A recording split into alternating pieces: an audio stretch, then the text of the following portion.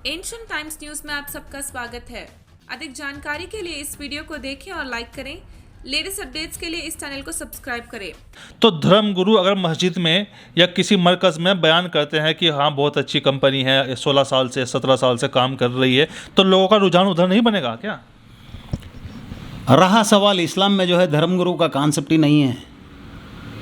हमारा जो है इमाम होते हैं, इमाम के ताल्लुक़ से किसी ने हज़रत अल्लामा इकबाल से सवाल पूछा था, इमाम कैसा हो?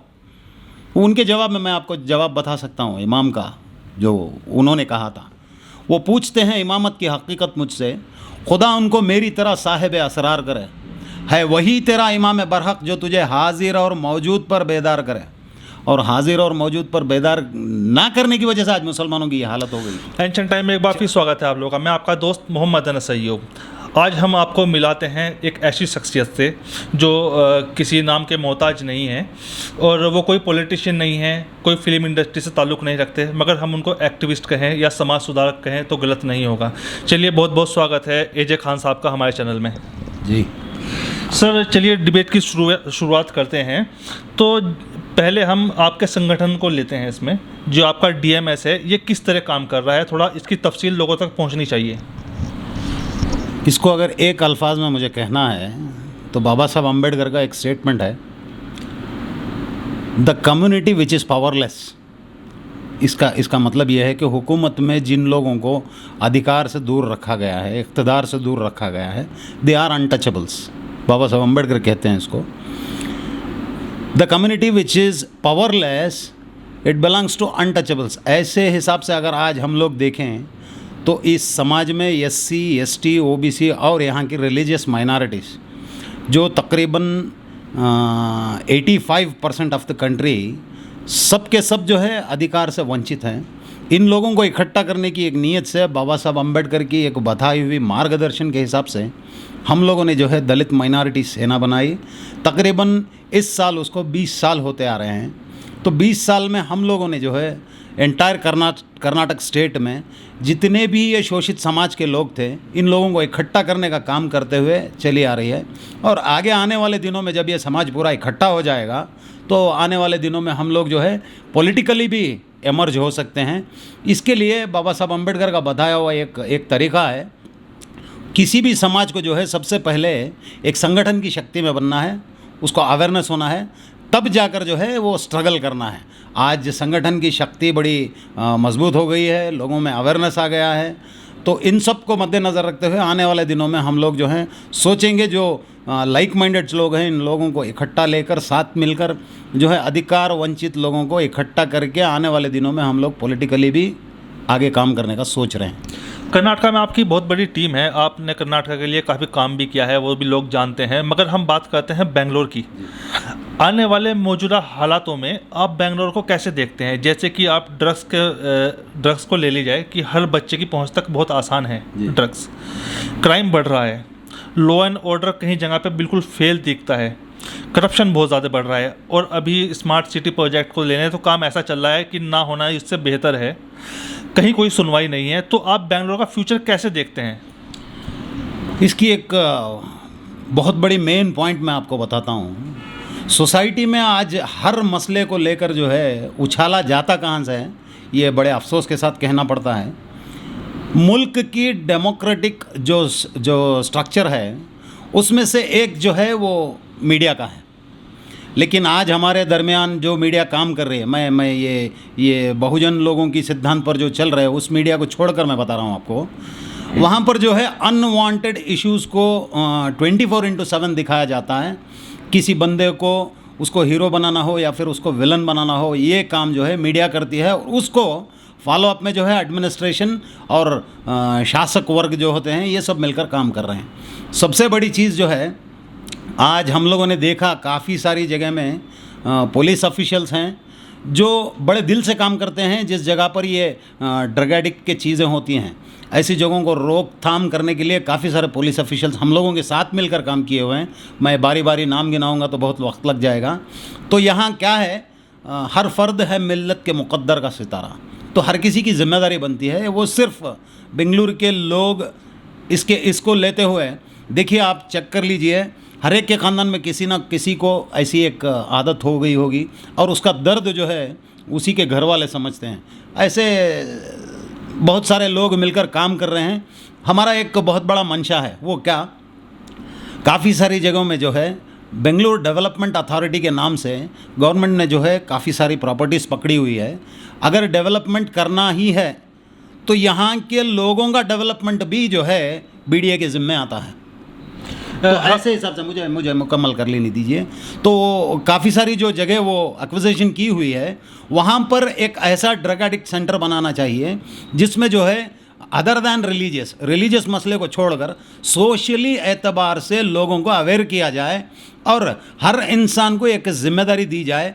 कम से कम एक हफ्ते में एक मरतबा 1 घंटे के लिए तो आवाम उसके साथ मिलकर या फिर अवेयरनेस के काम करने की हद तक जो है वो मोटिवेट करने का एक सेंटर जहाँ पर हो और एक अच्छी खासी लाइब्रेरी हो और इस डी एडिक्शन से बाहर निकालने की नई नई तरकीबों को ईजाद किया जा सके, ऐसी एक मेडिटेशन सेंटर बनानी है। डीएमएस की बात करें तो इसका गढ़ केजी हल्ली डीजे हल्ली को माना जाता है क्योंकि वहाँ बहुत एक्टिव मेंबर हैं।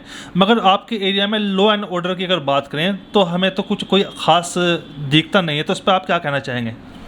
जहाँ तक लॉ एंड ऑर्डर की बात आई, मैं आपको बता दूं, दलित माइनॉरिटी सेना जो है वो सिर्फ केजी हल्ली डीजे हल्ली की जोन में नहीं है। हम लोगों ने काफ़ी सारी जगह में काम किया है, लेकिन आपका सवाल था वहाँ पर काम ज़्यादा इसलिए हुआ था क्योंकि दलित माइनॉरिटीज़ को इकट्ठा करने की तकरीबन 15 साल से जो है हर साल में एक मरतबा जो है बहुत बड़ी यूनिटी कन्वेंशन वहीं पर की जाती है।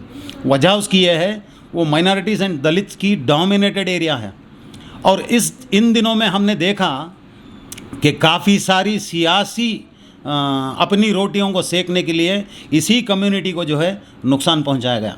मैं खुल के बताता हूं आपको, अब हाल ही का जो मसला है इसमें कानून के दायरे में रहकर इससे पहले भी काफ़ी सारी ऐसे जब मसले मसाइल आए, हम लोगों ने वहाँ पर कंप्लेंट किया तो वहाँ की पुलिस ने एक्शन लिया है। इसका मैं आपको रेफरेंस दे सकता हूँ।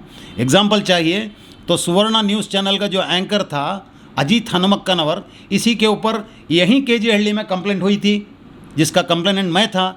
तो काम करने का तरीका हुआ करता था और लोगों का एहतजाज हो रहा था वहाँ पर। एहतजाज में कौन किसने क्या किया ये right now it is in investigation, इसके बारे में बात करना दुश्वारी है। इसके अलावा जब कभी भी हम लोगों ने यहाँ पर टिप्पू सुल्तान का प्रोग्राम किया हो या फिर तंदई पेरियार का प्रोग्राम किया हो या फिर बाबा साहब अम्बेडकर का प्रोग्राम किया हो, आज तक कोई भी एक छोटी सी भी इंसिडेंट वहाँ पर होकर नहीं है। एक और दूसरी बात मैं खुलकर बताना चाहूँगा आपको, 10 बजे रात में जो है प्रोग्राम्स ख़त्म होते हैं। हम लोगों ने तकरीबन रात के 12 साढ़े 12 बजे तक प्रोग्राम किया है। वहाँ का लोगों का और वहाँ की पुलिस ऑफिशियल्स का साथ भी रहा है। ऐसा नहीं कि सीधे सीधे ब्लेम किया जाए उनके ऊपर। यहाँ कुछ तो फ़र्क हुआ है जिसको आज भी इन्वेस्टिगेशन में चल रहा है। देखेंगे यहाँ की एक वजह तो है, वो ये है पुलकेशी नगर जो है एससी रिजर्व कॉन्स्टिट्यूएंसी है। कहीं ऐसा ना हो कल आने वाले दिनों में बाबा साहब अम्बेडकर का कोई फॉलोअर अगर वहाँ एमएलए बन जाए तो लोगों की भलाई करेगा ना, तो इसलिए सियासी काम चल रहा है। ठीक उसी तरह बाजू में जो है सर्वज्ञा नगर असेंबली कॉन्स्टिट्यूएंसी है जहाँ की डिसीजन मेकर आवाम मुसलमान है, वहाँ भी एक मुसलमान आगे चलकर जीत सकता है। तो ये दलित माइनॉरिटी का कॉम्बिनेशन यहाँ पर जो है इसको तोड़ने की एक बहुत बड़ी साजिश हुई है ये, और इस साजिश को आने वाले दिनों में पक्का ये तो बाहर तो आएगा ही। इसको एनआईए इन्वेस्टिगेशन कर रही है, सीसीबी इन्वेस्टिगेशन कर रही है। जिसने गलत किया उसको पकड़कर अंदर डालना भी उनको ज़रूरी है। लेकिन इसको आखिर में एक ऐसी रिपोर्ट तो बाहर निकलेगी गवर्नमेंट की जानिब से, तब जो है आवाम की नज़र में आएगा कि कौन किसने क्या किया था। आज 5 दिसंबर है, जो हमारे वाइटल नागराज साहब हैं उन्होंने बंद का ऐलान किया था। वो कुछ मराठा डेवलपमेंट अथॉरिटी को 50 करोड़ रुपए उनको डेवलपमेंट के लिए दिए गए हैं। जहां बात आती है वन इंडिया वन नेशन की, क्या दूसरी लैंग्वेज को अधिकार नहीं है पूरे हिंदुस्तान में कहीं भी आके अपने आप को डेवलप करने का? अगर एक भाई को 50 मतलब कुछ थोड़ा टुकड़ा दे दिया गया है, मतलब बहुत बड़ा बजट है कर्नाटका का, उसमें थोड़ा टुकड़ा दे दिया गया है कि उसका थोड़ा भला हो जाए, तो उसमें नाराज़गी क्या है? ये आपका बड़ा बेहतरीन सवाल है। मैं तफसील से इन शॉर्ट में बताना चाहूँगा लोगों को। यहाँ की हुकूमत ने जो है 50 करोड़ रुपए जो पैकेज दी है, it is not on the basis of language, it is on the basis of community है वो। मराठा समाज को दिया गया है, मराठा भाषा को नहीं दी गई है। मराठा समाज जो है वो इट कम्स अंडर ओबीसी। जो लोग पिछड़ा वर्ग है समाज में, इनकी डेवलपमेंट करने के लिए कॉन्स्टिट्यूशनल राइट है और उस हिसाब से येडियुरप्पा ने दिया है। लेकिन यहाँ सोचने वाली बात एक है, ये इस स्टेट की जो है नंबर 1 पॉपुलेशन जो है as per the census schedule caste आती है, सेकेंड लार्जेस्ट कम्युनिटी जो है मुस्लिम है, थर्ड लार्जेस्ट कम्युनिटी जो है लिंगायत में आती है, फोर्थ जो है वक्कलिगा यानी गौड़ास में आती है, फिफ्थ जो है वो कुर्बास में आती है। यहाँ सोचने वाली बात यह है, जो फोर्थ पोजीशन पर वक्कलिगा आती है उसको डेवलपमेंट कॉर्पोरेशन नहीं दिया गया, फिफ्थ पोजीशन पर जो कुर्बा आती है उसको नहीं दिया गया, बल्जिगा कम्युनिटी है इसको नहीं दिया गया। ओबीसी में काफ़ी सारे ऐसे समाज हैं जिन लोगों को आज ये डेवलपमेंट कॉर्पोरेशन होनी चाहिए थी। इन सब को छोड़कर जो है सिर्फ मराठा समाज को देना ये सरासर सियासी रंग है। और इसके अलावा आज जहाँ तक आज का बंद का एक बात है, लोगों में कन्फ्यूजन था, काफ़ी सारे बड़े बड़े इंटेलेक्चुअल्स हैं, उनको कन्फ्यूजन ये थी कि ये लैंग्वेज के बेस पर दिया गया है, ये भाषा के बेस पर नहीं दिया गया, ये जो है कम्युनिटी बेस पर दिया गया है। और कम्युनिटी बेस पर देना जो है कॉन्स्टिट्यूशनल राइट है, वो दे सकते हैं। तो फिर इसमें से आपसे एक सवाल पूछ लेते हैं। 50 करोड़ बचाने के चक्कर में आपने कर्नाटका बन करके 500 करोड़ का जो नुकसान किया है, तो जो तो हमारा ही राज्य है इसका ही नुकसान हुआ है, तो इससे कुछ फ़ायदा है? हाँ, ये भी बड़ा बेहतरीन सवाल है। आपने अब तक देखा है कर्नाटक में जब भी बंद का ऐलान हुआ तो लोगों ने भरपूर उसे ताउन किया हुआ है, लेकिन आज के बंद को इतना इफेक्टिव नहीं था, क्योंकि लोग आज समझने वाले हो गए हैं, ज़हीन है उन लोगों को, दिमाग है, अक्ल है, समझ सकते हैं। वो काफ़ी सारे इंटेलेक्चुअल लोगों की बातों को ना सुनते हुए भी आज का बंद जो है एकदम नामुमकिन रहा हो। और जहाँ तक सिर्फ ये टाउन हॉल के पास एहतजाज कर रहे थे, एहतजाज करने के बाद मैं वहाँ से अरेस्ट करना गया, अरेस्ट करके दूसरी जगह ले गए, ख़त्म हो गया वो सुबह सिर्फ हाफ एन आवर के लिए। मैं समझता हूँ आज के बंद की जानिब से इकोनॉमिकल प्रॉब्लम तो कुछ नहीं हुई हमारी स्टेट को। चलिए फिर एक सेंटर से सवाल पूछ लेते हैं आपसे। नोटबंदी हुई, लोग खड़के मर गए, उसके बाद एनआरसी में लोग सड़क पर बैठ के अपनी इज्जत गंवा लिए, गाली मिली उनको, वो बड़े अच्छा काम कर रहे हैं, मैं गाली ही मिली उनको सब तरफ से। अब किसान आंदोलन कर रहे हैं, वो जूते खा रहे हैं, वो डंडे खा रहे हैं, वो पानी की बौछार सह रहे हैं, उस टाइम सर्दी है वहाँ पर, तो क्या हम इस सरकार को डिक्टेटर कह सकते हैं? खुलकर डिक्टेटरशिप जो है यहाँ की बीजेपी हुकूमत कर रही है। यहाँ की कहाँ की, राज्य की या केंद्र की बात? नहीं, दोनों भी। ऐसी डिक्टेटरशिप जो है, इससे पहले मैं आपको इन शॉर्ट में बता दूं, इंदिरा गांधी की भी हुई है। मैं आपको आपके माध्यम के ज़रिए ख़ास तौर से मुसलमानों को बताना चाहूँगा, टेनेंसी एक्ट जो आई थी, वो टेनेंसी एक्ट में जो है जितने भी वक्फ के या फिर इनामती लैंड्स जितने भी मिले थे मुसलमानों को, वो इंदिरा गांधी ने छीन लिए। एकदम जो है मुसलमान इकोनॉमिकली बहुत नीची हद तक गिर गया। ठीक इसी तरह अगर आप देखें, जैसी फिस्ताही ताकतें आज जो काम कर रही हैं खुले अंदाज पर, ये छुपे अंदाज पे कांग्रेस ने भी काम किया है। डिक्टेटरशिप तो उस ज़माने से भी चली आ रही है। यहाँ सोचने वाली एक बात यह है, अब इसका हल कैसे निकाला जाए। आपके सवाल में मैं मेरा ख़ुद का सवाल एक जोड़ दूंगा मैं, इससे हल निकाला कैसे जाए। तो इसको अगर हम लोग देखें, आसाम है, आसाम में जो है क्रिश्चियनों के ऊपर काफ़ी सारा जुल्म सितम हुआ था, ये हिस्ट्री है। ठीक उसी तरह से सिख कम्युनिटी के ऊपर जो है ऑपरेशन ब्लू स्टार के नाम पर उन लोगों पर जुल्म ज़्यादती हुई थी, ये भी हिस्ट्री है। मुसलमानों के ऊपर गुजरात में जो है दंगा फसाद करते हुए ज़िंदा जलाया गया, ये भी हिस्ट्री है। ठीक इसी तरह से आज रैयत के जो लोग हैं, जो फार्मर्स होते हैं, उन लोगों पर भी जुल्म सितम होता रहा है।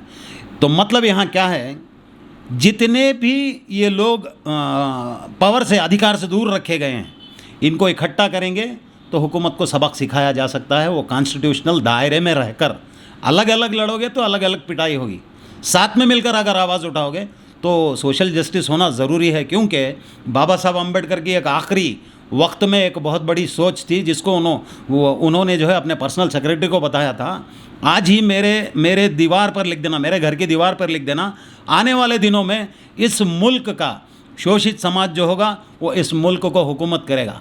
लेकिन तरीक़ा भी उन्होंने बताया है, जितने भी शोषित समाज के लोग हैं, इन लोगों को इकट्ठा करना है, उनको उतनी जितनी उनकी पॉपुलेशन है उतना रिप्रेजेंटेशन मांगना है। यहाँ पर जो है फिस्ताई ताकतें आज तक काफ़ी सारे अपने अपने रंग से जो काम करते आए हैं। एग्जाम्पल मैं आपको बता दूं, रिजर्वेशन सामने रख कर जो है एक वक्त था जब दलितों को और ओबीसी को लड़ाया जाता, जबकि ये रिजर्वेशन नहीं है, इट इज़ कॉल्ड रिप्रेजेंटेशन। आपकी कम्युनिटी का परसेंटेज जो है 15% है, आपको 15% पॉलिटिक्स में होना चाहिए, आपको 15% IAS IPS में होना चाहिए, आपकी 15% मीडिया होनी चाहिए, आपकी 15% इकोनॉमिकली स्टैंडर्डनेस होनी चाहिए। लेकिन ये सब को छीन कर सिर्फ यहाँ पर कोई मुसलमानों के फेवर की बात करता है, यहाँ पर कोई मुसलमानों के ख़िलाफ़ की बात करती है। और इस मुल्क में सबसे ज़्यादा मैं आपको बताऊँ नुकसान जिसका हो रहा है वो है OBC समाज का। OBC को जो है ऐसा भटकाया जाता है, दिखाया जाता है सिर्फ मुसलमान को, वो अपने हद तक अवेयरनेस नहीं था उसके अंदर, आज हालांकि आ गया है अवेयरनेस। तो इस अवेयरनेस को रख कर हम लोगों का सिर्फ एक मानना है, उसका धर्म उसके साथ उसके घर के अंदर, लेकिन उसकी कम्युनिटी को जो रिप्रेजेंटेशन मिलना है वो अगर उसको नहीं मिल रहा है, ऑलरेडी ये हमारी लड़ाई चल रही है कॉन्स्टिट्यूशनल वाइज, अगर वो हमारे साथ में जुड़ जाए तो आने वाले दिनों में उसको भी जो है उसका प्रातिनिध्य मिल जाएगा। जैसे कि अभी आपने बात की है रिजर्वेशन की, अभी आपने बात की है वक्फ बोर्ड की, तो इसी से मिलता जुलता मैं आपसे सवाल पूछता हूँ। इसे सुनने के बाद सवाल को शायद लोग मुझे कम्युनिस्ट बोल दें। वक्फ बोर्ड जो है इसमें घोटाला हुआ है, तो अब बात करते हैं बीजेपी ऐसा नहीं है बीजेपी में मुस्लिम ना हो, बीजेपी में मुस्लिम हैं, मगर अनमोल मालपाड़ी जो हैं बीजेपी के नेता हैं और माइनॉरिटी डिपार्ट कमीशन में वो कुछ अच्छी पोस्ट पे रह चुके हैं, तो उन्होंने 2012 में एक रिपोर्ट सबमिट की थी, वो आज तक ऐसे ही लटकी हुई है। तो 12 साल में जब बीजेपी अपने आदमी को ही सपोर्ट नहीं कर सकी, तो इसमें मुसलमान को कुछ पावर नहीं है बीजेपी में, या इसको इग्नोर कर दिया जाता है? ये जो सवाल है आपका, वक्फ का जो स्कैम है वो 2,80,000 करोड़ का है, 2,80,000 करोड़ का स्कैम है। तो इसको स्कैम का अमाउंट जो है 2,80,000 है, तो ओरिजिनल प्रॉपर्टीज़ जो वक्फ की होगी वो तकरीबन 5 लाख करोड़ की होगी। अगर इसको पूरा मुकम्मल मुसलमान की फलाह व बहबूदी में लगाया जाए तो मैं समझता हूँ मुसलमान में कोई गरीब नहीं रहेगा, किसी के पास जाकर उसको हाथ फैलाने की ज़रूरत नहीं पड़ेगी, एक। और रहा सवाल दूसरी बात, ये स्कैम अगर आप चेक करें, वक्फ के प्रॉपर्टीज़ को जितने भी लोग खाए हैं वो सब सियासतदान हैं, और उन सियासतदानों को जो है अनवर मानप्पाड़ी की रिपोर्ट जो है, इससे पहले जब सदानंद गौड़ा जो चीफ मिनिस्टर थे, हम लोगों ने उनको अपील की थी कि आने वाले दिनों में आपकी पार्टी से जो है वक्फ स्कैम को जो है एक कम्प्लीटली रिपोर्ट देने की बात के लिए हम लोगों ने उनको मनवी एक रिप्रेजेंटेशन दिया था। तो उस रिप्रेजेंटेशन को मद्देनज़र रखते हुए उन्होंने जो है अनवर मानप्पाड़ी को अपॉइंट किया था। ये साफ सीधी बात है, डॉक्यूमेंटेशन के साथ बात कर रहा हूँ मैं आपको। तो जैसा उनको अपॉइंट किया गया, उन्होंने अपनी एक रिपोर्ट बनाई। ये रिपोर्ट देने के बाद में जो है जैसा हुकूमत चेंज हो गई, चेंज होने के बाद में इस रिपोर्ट को टेबल पे लाना था, डिस्कशन करनी थी। उस वक्त में कांग्रेस की हुकूमत थी, तब हम लोगों ने क्या किया, सेंट्रल गवर्नमेंट को डिमांड किया था हम लोगों ने कि इसको CBI की जांच चाहिए। तो उसके बाद आने वाले दिनों में यहाँ पर बीजेपी आ गई। अब मैं एक सीधी सवाल आपके माध्यम से यहाँ की बीजेपी हुकूमत को पूछना चाहूँगा।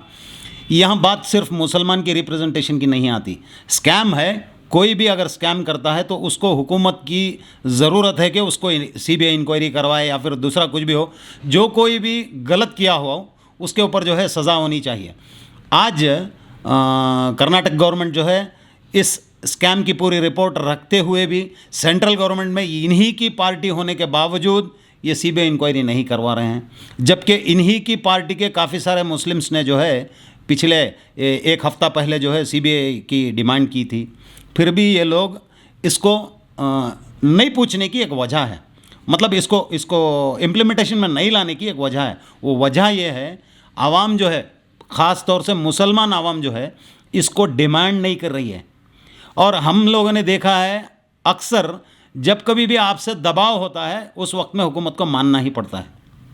तो आपकी तरफ से जब सवाल नहीं उठेगा तो सामने वाला उसको जो है काम करने का इंटरेस्ट बिल्कुल नहीं है। सवाल की बात मैं लेता हूँ, आप एक ऑर्गेनाइजेशन है, आप सवाल उठा सकते हैं सरकार पे, मगर जो अपोजिशन है वो सो रहा है या उसको सच में ही दबा दिया गया है? नहीं, बड़ी सोचने वाली बात यह है, अपोजिशन के काफ़ी सारे लोगों ने जो है ये वक्फ की प्रॉपर्टी खाई हुई है। मैं चाहूँ तो आपको नाम बता सकता हूँ, जिसमें रहमान खान भी शामिल हैं, जिसमें एन ए हारिस भी शामिल हैं, जिसमें बहुत बड़े बड़े सियासतदान शामिल हैं, धर्म सिंह जो हैं वो शामिल हैं। ये मेरे हिसाब से नहीं बता रहा हूँ, मैं अनवर मानवपड़ी की रिपोर्ट के हिसाब से बता रहा हूँ, जिसमें काफ़ी सारे बड़े बड़े जो है पॉलिटिशियंस शामिल हैं। अब अपोजिशन उन्हीं की पार्टी के लोगों को जेल को भेजने तैयार तो नहीं होगी ना, तो इसलिए वो सवाल नहीं उठा रहे। हम लोगों ने एक बहुत अच्छा प्लान किया हुआ है। ये वक्फ की प्रॉपर्टीज़ के मसले में जो है जितने भी गलत काम किए हुए हैं, इन लोगों को जेल भेजने के लिए स्टेट लेवल एक बहुत बड़ा आंदोलन चालू करने का एक हमारा प्लानिंग चल रही है। ड्यू टू कोविड इसको पेंडिंग किया गया। एट ए टाइम सिम एक ही दिन हर डिस्ट्रिक्ट में प्रोटेस्ट किया जाएगा, मेमोरेंडम पेश किया जाएगा, और हम सेंट्रल गवर्नमेंट को भी जो है दबाव डालेंगे कि इसको सीबीआई इंक्वायरी हो। अब रहा सवाल एक और चीज़, कांग्रेस के काफ़ी सारे लीडर्स बताते हैं कि ये जो अनवर मानवपड़ी की रिपोर्ट है ये गलत है, ऐसा बताते हैं। चलो मान लिया, अनवर मानवपड़ी की रिपोर्ट अगर गलत है, दूध का दूध पानी का पानी करना है तो सीबीआई इंक्वायरी ज़रूरी है ना फिर। तो ऐसी सूरत में मैं आपके माध्यम से बताना चाहूँगा, कांग्रेस पार्टी को भी चाहिए कि एक लेटर लिखे सेंट्रल गवर्नमेंट को, let be the CBI inquiry. हमारे लोग अगर गलत किए हैं तो सीबीआई इंक्वायरी के ज़रिए से मालूम हो जाएगा, ऐसा लेटर उनको लिखना है। ये सेकुलर का ढोंग, ये सेकुलर का नाच नचाते हुए मुसलमानों को बद से बदतर हालत में लाने वाली यही पार्टी है। साचार कमेटी की रिपोर्ट बताती है, हमारे ड्यूरिंग द कॉलेज डेज आपको नहीं मिलते थे ये फिट क्लीन करने वगैरह सभी जो है मुसलमान नहीं मिलते थे। आज आप चेक करो, चप्पल सीने वाला भी मिल जाएगा आपको, नाई की दुकान भी रखा हुआ मुसलमान मिल जाएगा। ये जो है एजुकेशनली, इकोनॉमिकली, सोशली बैकवर्डनेस लाने की वजह यही 70 साल में जिनकी हुकूमत थी, उनकी वजह से हम लोग इतनी दूर आ गए हैं। और आने वाले दिनों में हमें और भिखारी बनना नहीं है। हमें हमारी प्रॉपर्टी जो हमारे आबा व अजदाद ने इनाम में दी थी, उस प्रॉपर्टी को छीनते कानूनी दाव पेच रख के उसको वापस लेने की एक बहुत बड़ी इंटेलेक्चुअल मीटिंग होके है, मैं जो आपको अभी नहीं बता सकता। इसकी फोर्थ कमिंग डेज में हम लोगों को इसका काम करना है। चलिए अब क्वेश्चन करते हैं एक लाइमलाइट वाले क्वेश्चन से। आईएमए नाम तो सुना होगा? जी बिल्कुल सुना है।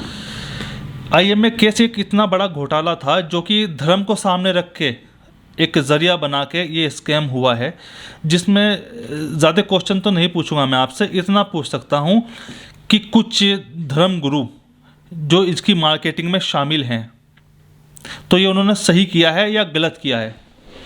मैं जो है रिलीजियस नॉलेज थोड़ा कम रखता हूँ। सोशल नॉलेज में अगर मुझे आप सवाल पूछेंगे तो मैं जवाब दे सकता हूँ।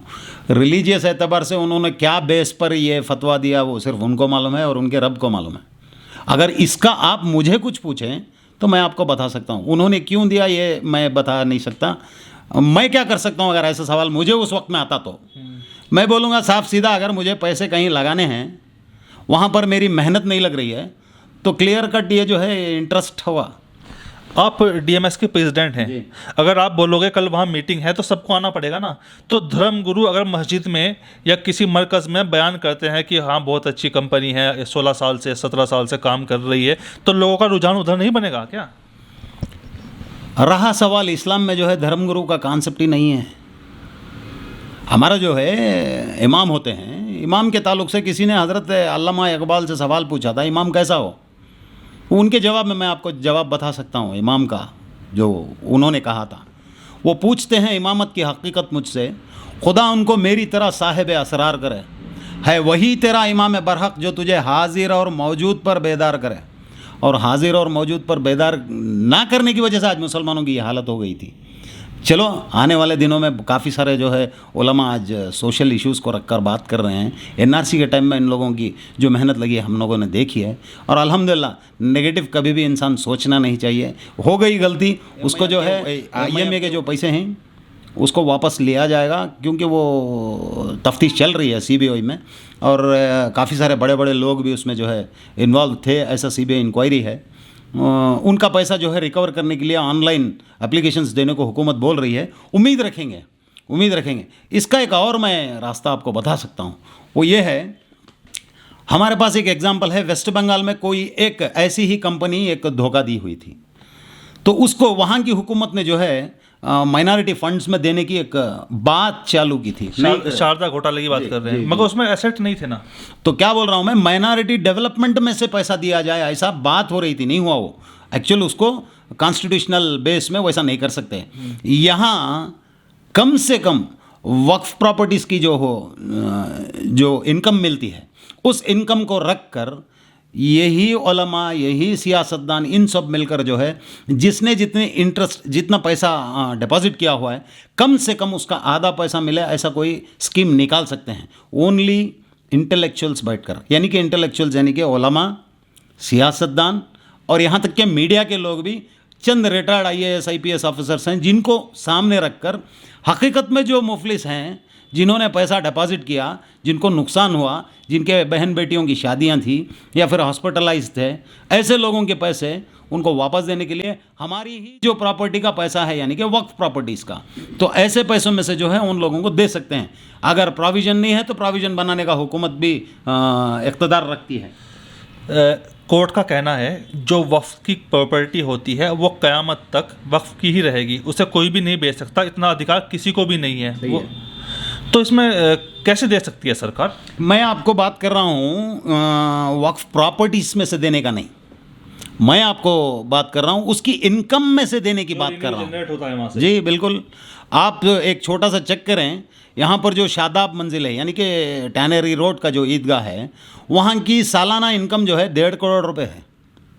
अब ऐसे में से तो निकाल के दे सकते हैं ना। मैं आपको मसले का हल बता रहा हूँ, मसले को और उलझाना नहीं है, उसको सुलझाना है। गलती हो गई, IMF में लोगों को पैसे जो है डालना नहीं था। अगर डाल उसमें वहाँ पर जो डिपॉजिट कर चुके हैं लोग, अब काफ़ी सारे उन लोगों के पर्सनल प्रॉब्लम्स है, इसको हल करने के लिए हम लोगों को ये रेवेन्यू जो जनरेट होती है, इसको मद्देनज़र रखते हुए जिसकी जो हालत है उसकी पर्सनली इंक्वायरी करने के लिए किसी को तैयार करें, चंद एडवोकेट्स भी उसमें शामिल रहें। वो एक लिस्ट आउट फॉर्मेशन होने के बाद जिसकी इनकम है, उस इनकम के हिसाब से ये IMA के जो डिपॉजिटर्स हैं उनको कम से कम 50% हमारे ही किसी पैसे में से दे सकते हैं। मैं वक्फ की प्रॉपर्टी बेचने की बात नहीं कर रहा हूँ, वहाँ से जो इनकम आती है उसमें की बात कर रहा हूँ मैं। इस IMA के चक्कर में कितने घर बर्बाद हो गए, कितनों की शादी टूट गई, कितने के डिवोर्स हो गए, कितने लोग फांसी लगा के मार लिए, बहुत सारे आदमी तो सड़क पर आ गए। बिल्कुल। ऐसे में एक हमारे पूर्व MLA हैं, उनकी गिरफ्तारी एक हफ्ता पहले हुई थी, R रोशन बेग साहब। रिमांड पूरी भी नहीं हुई थी, आधी ही हुई थी, उनको बेल मिल जाती है स्पेशल कोर्ट से, CBI की। तो ये सही था उन इन्वेस्टरों के लिए, एक गम की बात है। जहाँ तक बात कोर्ट की है, अगर मैं बेल देना गलत है बोलूँगा तो वो कंटेम्प्ट टू कोर्ट हो जाएगा। Right no it is in court, मैं उसका जवाब देना सही नहीं समझता। आप बात को समझें, अगर किसी ने गलती की हो तो ऐसे इंक्वायरीज जो होते हैं, इंक्वायरी बेस पर जो है उसको आज नहीं या कल सज़ा होनी ही है। अगर किसी ने नहीं किया हो, यहाँ की सियासत को हम लोगों को समझनी चाहिए। यहाँ पर जो है हमारे ही किसी बड़े कायद को बलि देने का काम भी किया गया है आज तक। हो सकता है उन्होंने नहीं किया हो सकता है या फिर उन्होंने किया हो, तो इसको जो है इंक्वायरी रिपोर्ट मुकम्मल आने के बाद कोर्ट डिसाइड करेगी, तब हम लोग बात करेंगे इस बारे में। चलिए आपसे आखिरी सवाल पूछ लेते हैं जो ना पॉलिटिक्स से जुड़ा है और ना किसी मुद्दे से जुड़ा है। आपकी DMS कर्नाटक को छोड़िए, मैं बेंगलोर की बात करता हूँ, बेंगलोर को खुशहाल बनाने के लिए क्या कदम उठा रही है या क्या कदम उठा चुकी है? पॉलिटिकल की इज़ द मास्टर की, बाबा साहब अम्बेडकर बताते हैं। हम लोग एक्टिविस्ट हैं, हुकूमत गलत करती है, फ़ौरन जो है एहतजाज रोड पर उतरते हैं, एहतजाज करते हैं, हुकूमत को मुतालबा करते हैं और मनाते भी हैं। अब इसीलिए मैं शुरू में जब आपका सवाल था तब मैं आपको बताया पॉलिटिकल की इज़ द मास्टर की। तो हम लोगों को इक़्तिदार हासिल करना सबसे पहली फुर्सत में आज ज़रूरी हो गया है। तो इसकी एक छोटी ट्रायल बस पर आने वाले BBMP चुनाव में हम लोग जो हैं 100% यहाँ जो है कॉन्टेस्ट करेंगे। जितने भी अलग अलग एक्टिविस्ट हैं इन सबको इकट्ठा करके 198 वार्ड्स में भी जो है हम लोग कॉन्टेस्ट करेंगे। और हमारा इस बार डिमांड है कि EVM को हटाया जाए और बैलेट बॉक्स को लाया जाए। तो जिस पर थोड़ा सा डाउट है आपको, मसलन ईवीएम के ऊपर अगर आपको डाउट है, being a citizen of India, if I have any doubt, तो उसको इंक्वायरी करनी चाहिए। सुप्रीम कोर्ट का जजमेंट एक था जिसको जो पेपर ट्रायल लगाया गया है, वो पेपर ट्रायल को भी जो है काउंट करना, ऐसा सुप्रीम कोर्ट का ऑर्डर था, लेकिन वो पेपर ट्रायल को काउंट नहीं किया जाता, सिर्फ मशीन के वोट को काउंट किया जाता है।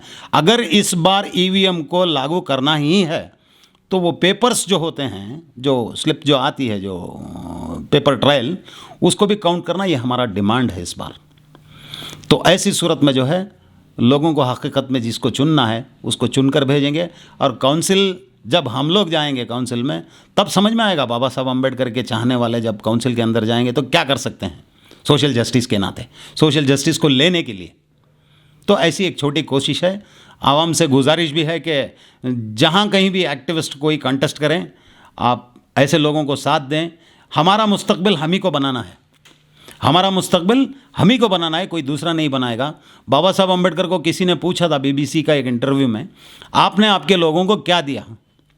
तो उनका एक बहुत बड़ा बेहतरीन स्टेटमेंट था, मैंने मेरे लोगों को ऐसा हथियार दिया है जो आने वाले दिनों में उसके दुश्मन को उस हथियार से ख़त्म किया जाएगा। वो क्या है? जब सवाल पूछा गया तो बाबा साहब ने कहा था, मैंने वोटिंग पावर दिलाया है मेरे लोगों को, इसको इस्तेमाल करें। जो बिल्कुल तुम लोगों पर जुल्म कर रहे हैं उनको इक़्तिदार से दूर रखने के लिए इसी हथियार को, यानी कि कॉन्स्टिट्यूशनल राइट, फंडामेंटल राइट जो दिया गया है, वोटिंग का अधिकार, उसको इस्तेमाल करके आने वाले दिनों में सोशल जस्टिस के लिए जो काम करेगा उसको चुनने का काम है।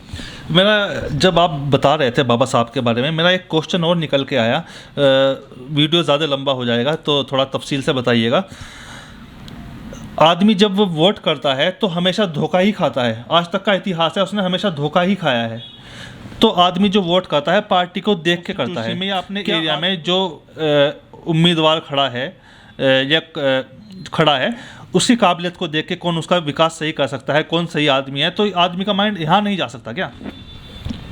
ये सवाल भी बड़ा बेहतरीन था। ये सब चीज़ों को जो है आवाम तक लेके आना सख्त ज़रूरत है इसकी, तभी तो हमारे ऊपर जुल्म होता गया। जहाँ तक चुनाव की बात आती है, इलेक्शन की बात आती है, वो एक एक्ट के बेस पर होती है। उस एक्ट का नाम है पीपल्स रिप्रेजेंटेशन एक्ट। यहाँ लोगों को, अपने प्रतिनिधि को, अपने रिप्रेजेंटेटिव को चुनने की बात आ रही है, ना कि पॉलिटिकल पार्टी वाले को। अगर यहाँ एक कॉन्स्टिट्यूएंसी में 10 लोग हैं, 10 में से उसको उसकी कास्ट या फिर उसकी रिलीजन को नहीं देखना है, वो आपको यानी कि पीपल्स को रिप्रेजेंट करने की ताकत अगर रख रहा है, तो ऐसे को जिताना जो है पीपल्स रिप्रेजेंटेशन एक्ट बताती है। लेकिन यहाँ बहुत बड़ी परेशानी वाली बात यह है, हम लोग पार्टी को देखकर चुनते हैं, जबकि आज तक जितने भी बड़े बड़े लीडर्स हमारे सामने गुजरे हैं, they have represented there political parties, not the people. जैसा हाई कमांड बोलेगी ऐसा ही सवाल उठाएगा वो, जैसे आवाम बोलेगी वैसा सवाल नहीं उठाएगा। मैं किसी के ऊपर तनकीद नहीं कर रहा हूँ, सीधी सीधी बात है, उसको उसके हाई कमांड के तले रहना पड़ेगा। अगर हाई कमांड की बात नहीं सुनेंगे तो अगले आने वाले दिनों में उनको बी फार्म नहीं मिलेगा। ये उनकी बड़ी परेशानी थी।